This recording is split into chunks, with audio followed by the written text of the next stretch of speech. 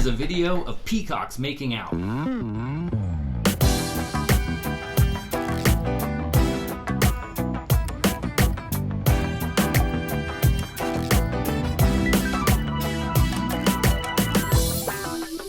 does that have to do with today's video, you ask? Nothing. Today's video is about this.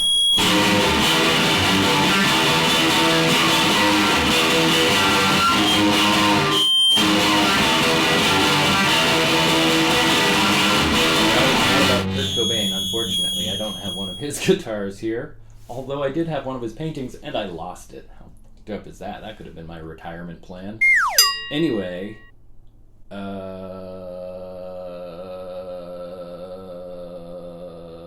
we have a different smashed guitar, and we're going to look at it right now, starting at the beginning.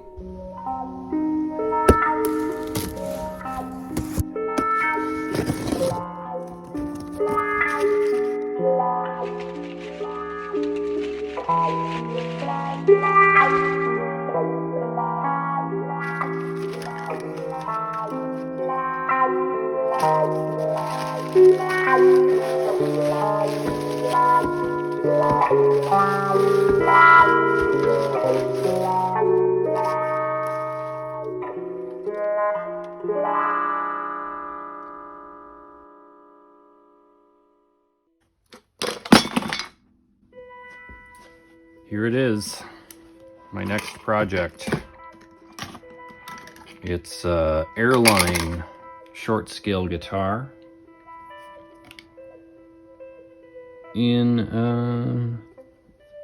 a little bit of a rough shape. You can see here this little red knoblet. This controlled an electrical onboard tremolo, which is super cool, but I don't know if I can fix that. I don't know if I want to. Maybe I want to go very custom and simple, you know, like a workhorse of a rock machine. Obviously, we need to work on this. That's not looking so hot. It was a cute piece of flamed maple at one point. Unfortunately, it does not follow the seam line.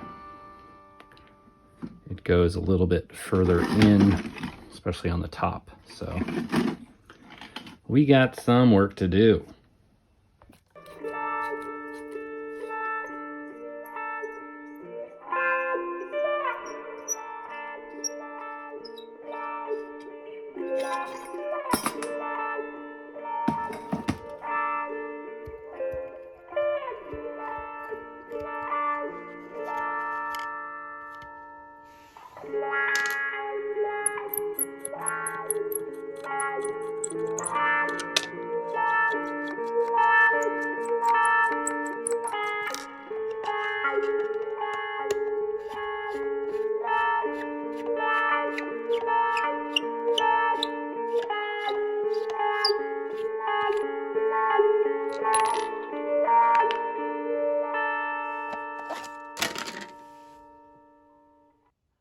Valco has always laughed in the face of the traditional neck joint. This guitar has two screws and this little flattened portion to mate up to this little neck pocket.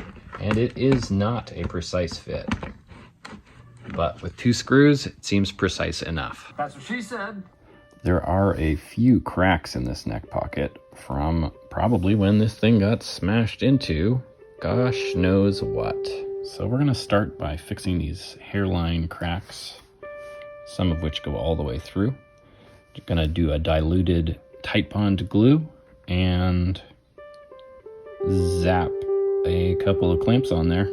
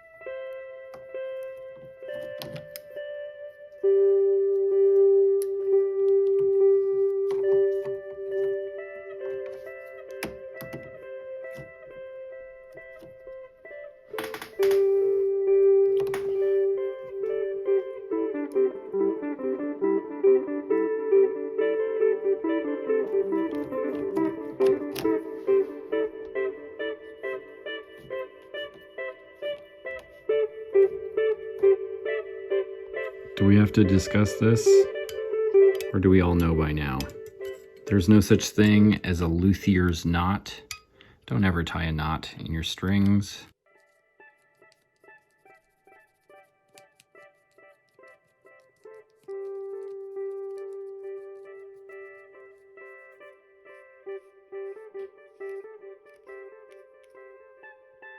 So this guitar has this electric tremolo circuit that takes a strange battery and has this adorable little red switch that comes above the guard. It is smashed to bits, and I have no interest in figuring out how to fix it, so sorry. Let's try to make a tracing of the pickguard.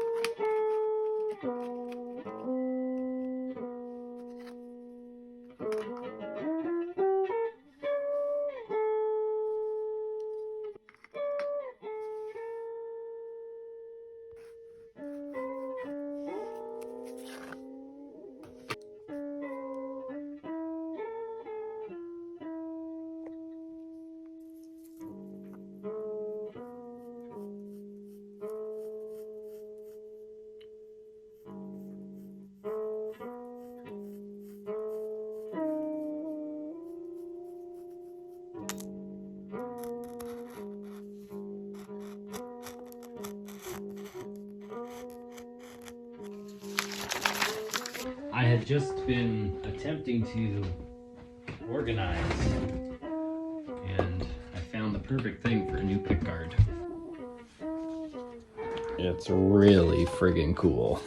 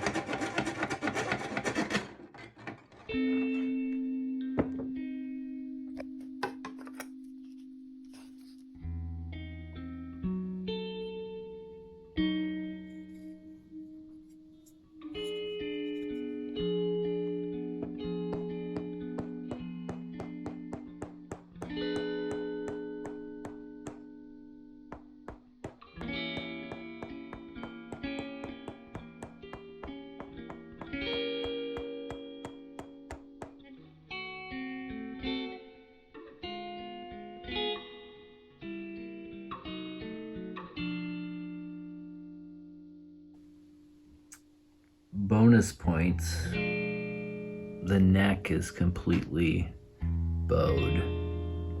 It is very bad.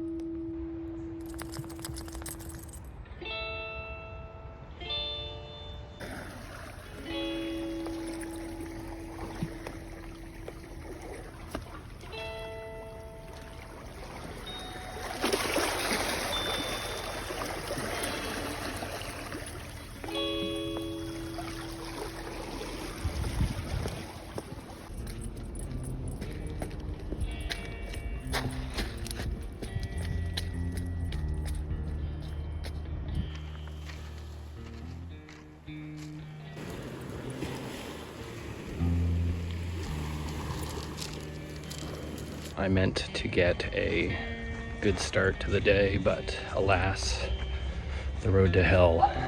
Are back in the USSR, or back in the workshop, and I heated this up to quite a high temperature twice last night. Put the clamps on, tightened them up. It's in a back bow currently. I'm going to take these off and see if it retains any of that intended bend.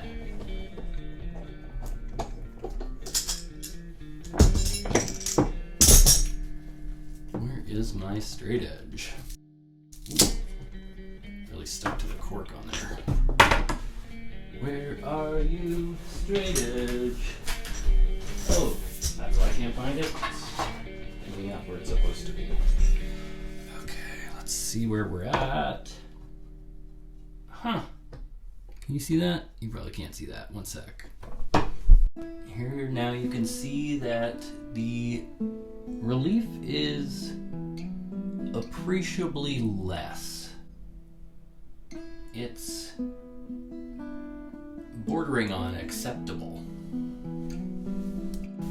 And so I'm going to clamp it up and heat it up yet again. In the past, I've used a preheated steel rod and spacers, and I've also done this method.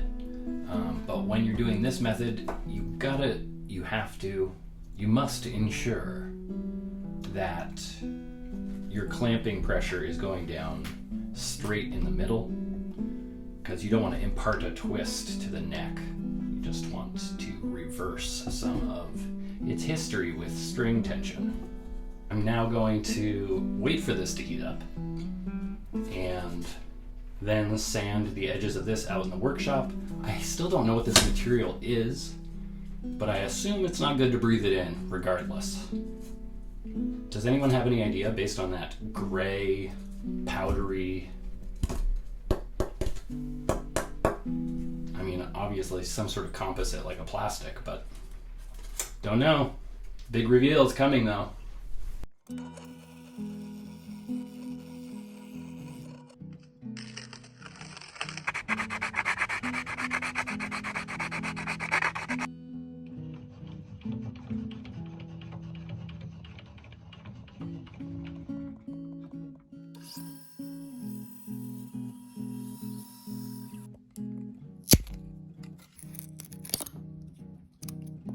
My thought here is that perhaps I should route out a section here, put in a splice, and then put on this outer board.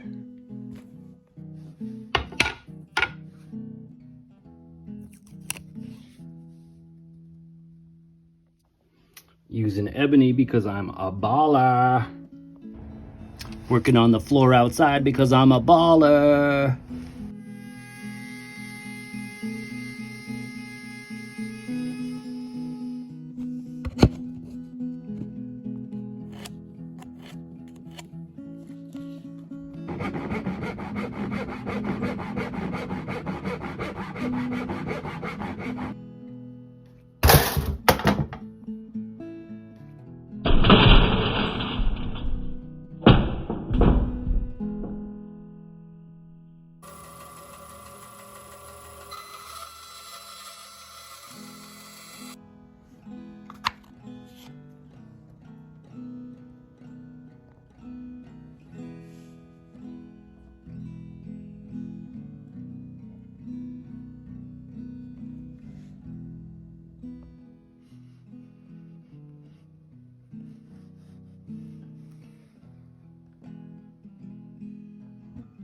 Let's look for 32 millimeter or 1 1/4 inch minimum.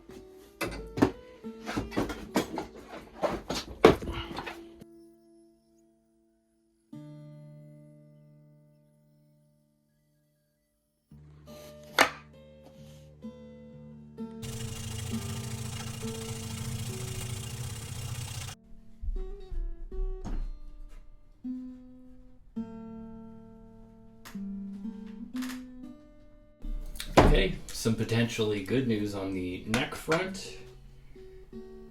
There is still a little bit of relief, but it is minimal.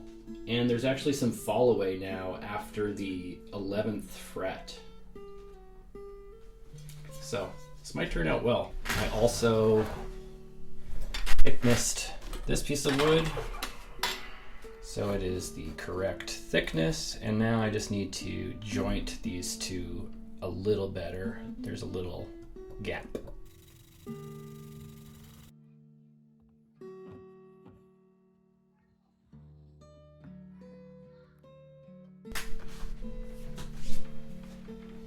Got my hair in the glue again.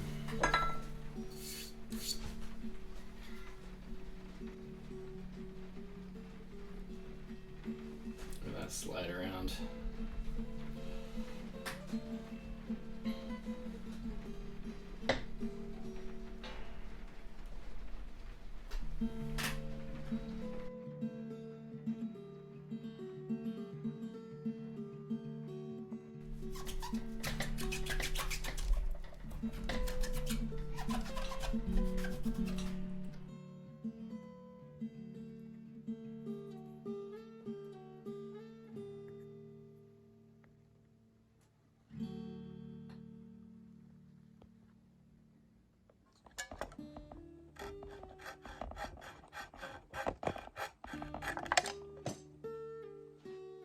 Pretty much just had a 3-hour work day yesterday and managed to get everything I wanted to get done. This was all glued up and now it's ready today for some final shaping and some paint.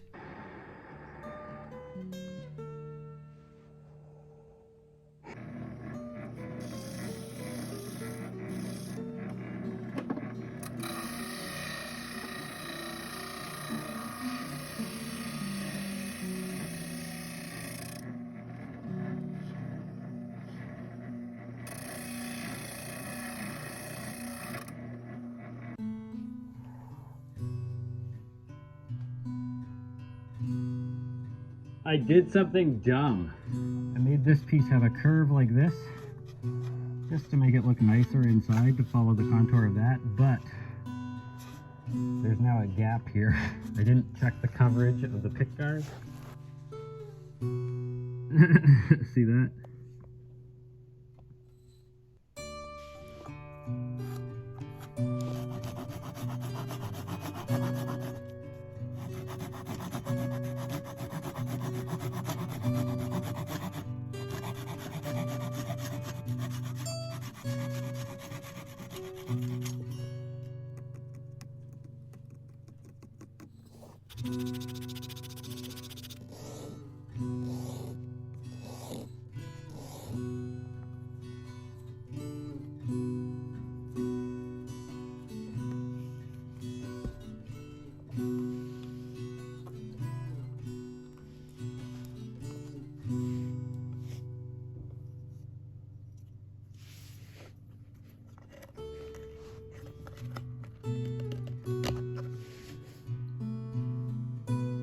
With this clamping method, I get to keep working on the guitar. Oh yay, I get to keep working on it. More sanding. I'm pretty sure sarcasm's dead. It's like been...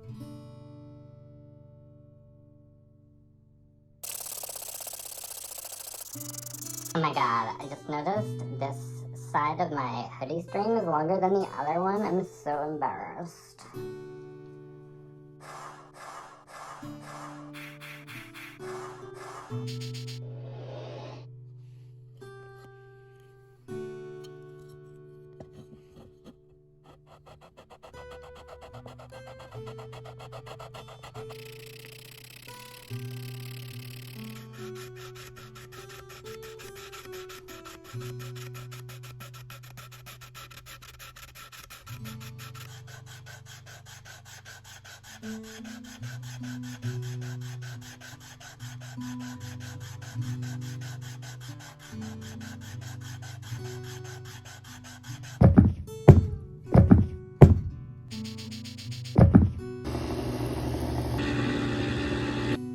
Here's Johnny.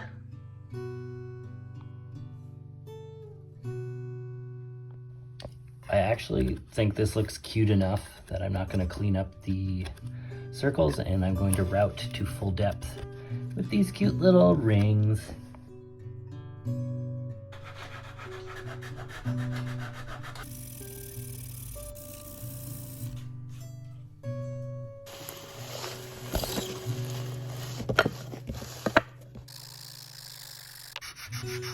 That feeling when you're going for perfection, only to spray vomit and relic it.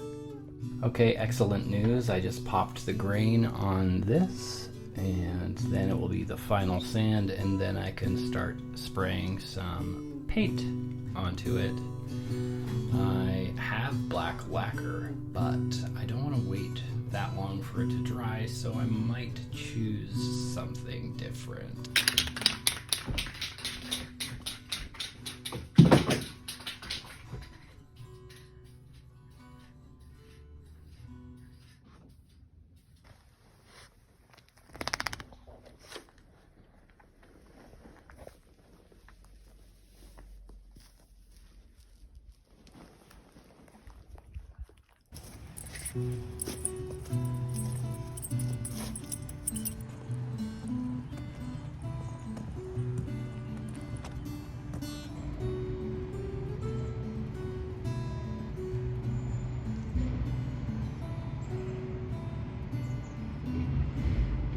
It should come as no surprise, but spray painting outside at night in November doesn't work that well.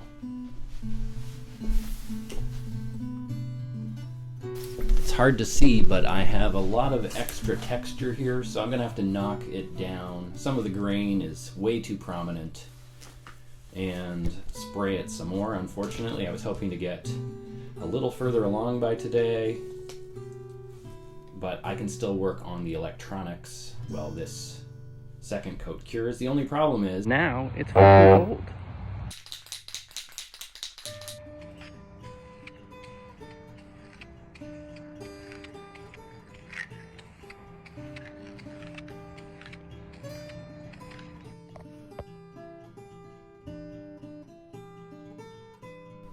I put a poll up to see what effect I should put on board in this guitar, and the majority was fuzz, but there were a lot of funny suggestions, such as Stephen Landry with the pants shitter. I want my listeners to shit their pants. JP Hansen coming in with the very practical tape delay, and the world's prettiest tattooer suggested a flamethrower. Zero interest in wiring up an effect and troubleshooting it when I invariably F up, so I just pulled the circuit out of a LPB1, and I'm going to integrate this into the guitar. Luckily there's a cavity big enough for it already. Hey, that's what she said. The complicated nature of this on-off switch and these inputs and outputs is the reason I wired my own overdrive effects in the past. It's not actually practical to convert this for use on board, but I'm going to do it anyway, because that's easier, hopefully, than just making one from scratch. I pulled the jacks off the board and the pot off the board, and now I can only hope and pray that it works again.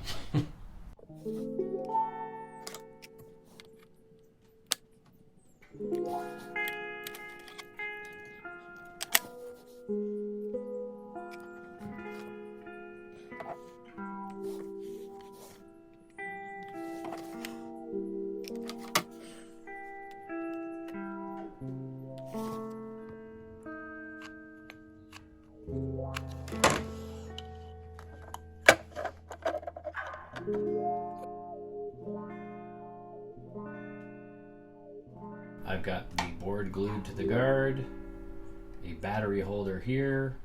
I'm about to wire up the LED, hoping that works. Then I have to wire up a pot and input and output.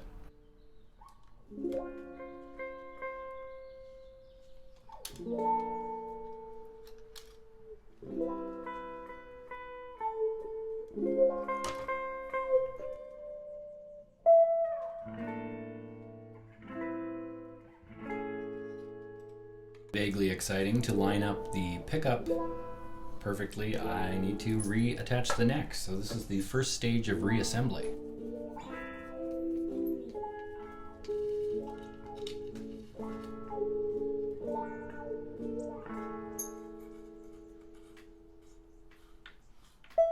I think I can emphasize enough how little I know what I'm doing here, but I'm attempting to hotwire this pedal.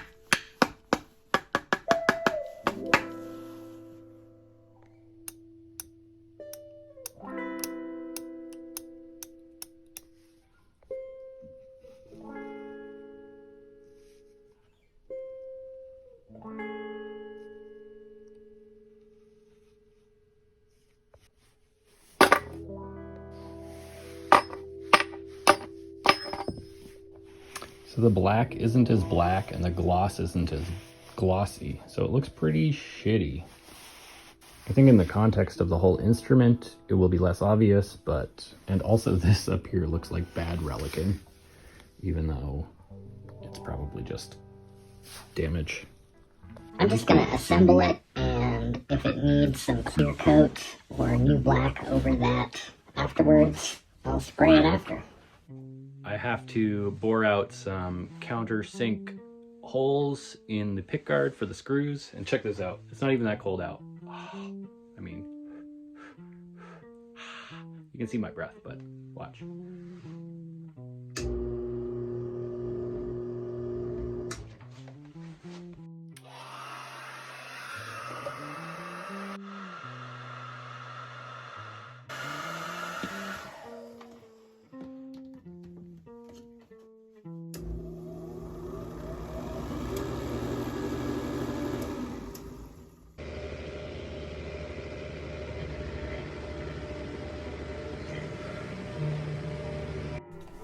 Y'all, I flarked up. I screwed up with the drill press and I fucked up the pickguard. I'm gonna repair it though.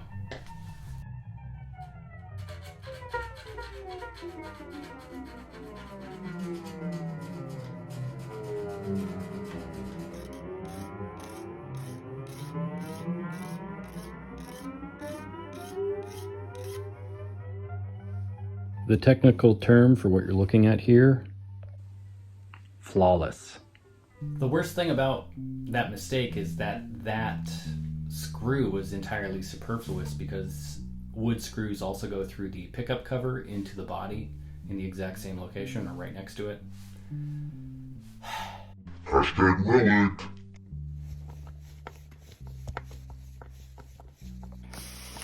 This was missing the bridge, but I've got one on hand. Some more exciting news. I found a bone nut in my parts bin that's only going to require minor adjustments, so I don't have to make one from scratch. So I'm just clearing out the end of the fretboard here, and then I'll fit that nut. And one more strap pin. Oh, and we need a rear cavity cover. I can use the old one. Maybe I'll just do that for brevity's sake. I'm trying some vintage sit strings. Stay in tune from Akron, Ohio. Made in USA, it says. Very meekly brought to you by Lay's. Maybe they got a cease and desist from Lay's potato chips. Protected from corrosion by Zerust. And actually, these strings are looking quite fresh for vintage strings.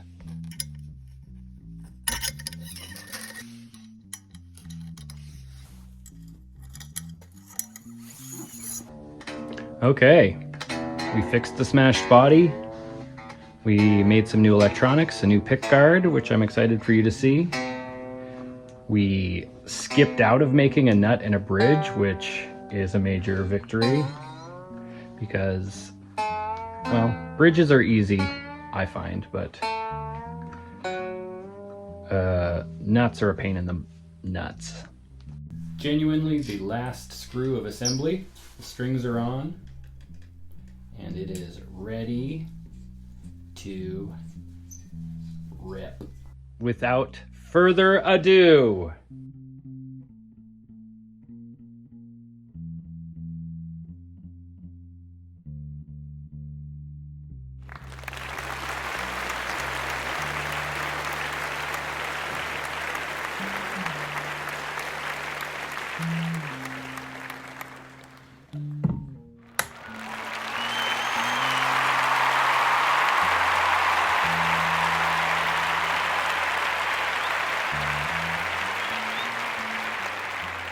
Okay, first a confession.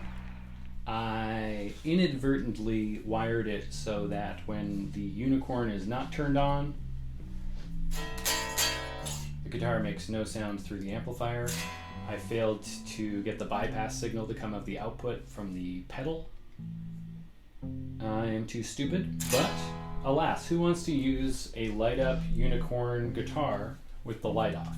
So, on that note, here we go. I think I have to turn down the mics.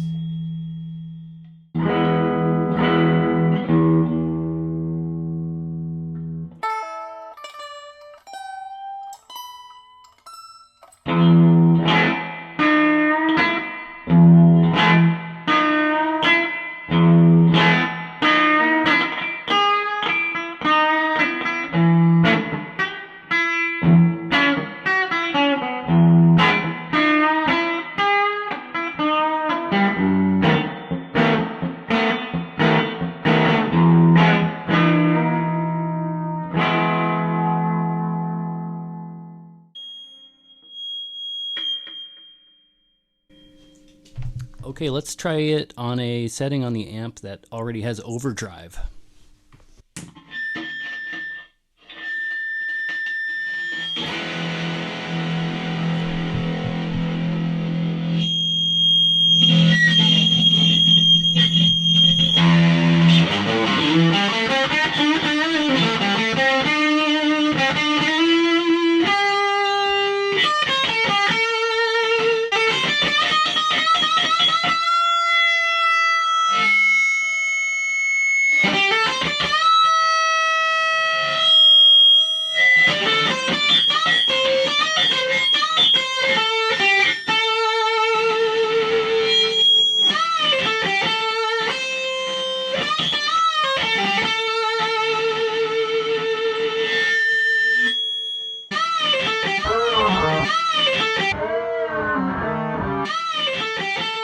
I truly hope you enjoyed this video. I hope you like this guitar. Please like it. Like me. Like, subscribe. Do all the things. Thank you for watching. And, yeah. See me in the next video.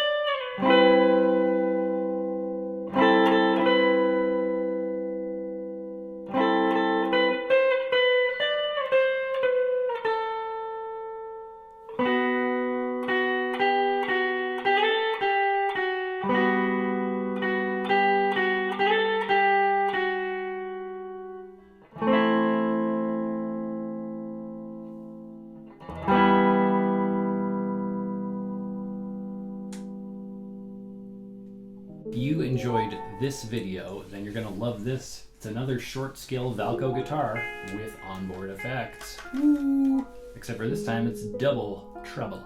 Check it out.